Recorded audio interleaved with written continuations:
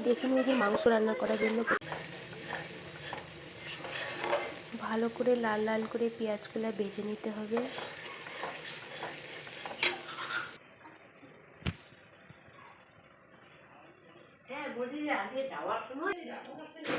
আর এইদিকে দেখো পায়েস রান্না হচ্ছে।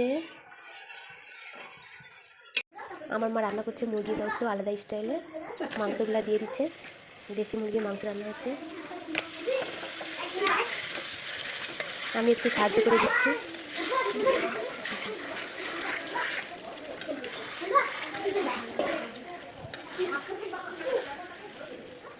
এখন পেঁয়াজের সাথে মাংসগুলো ভাজবে একটু হালকা করে, তারপরে সব মশলা দিবে।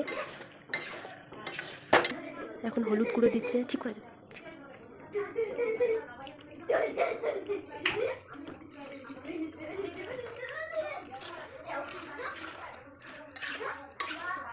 লঙ্কার গুঁড়া, মশলার গুঁড়া,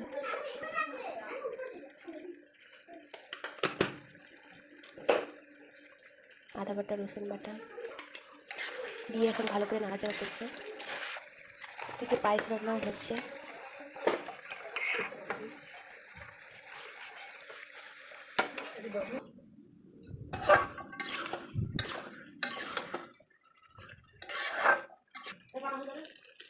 এটা করে নেব, জলটাকে মাখবো।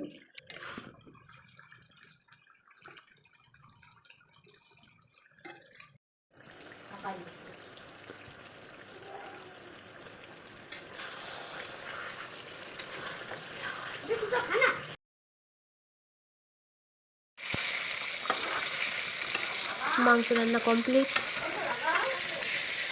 দেখো যেমনি দেখতে তার থেকে বেশি খাবার চাই।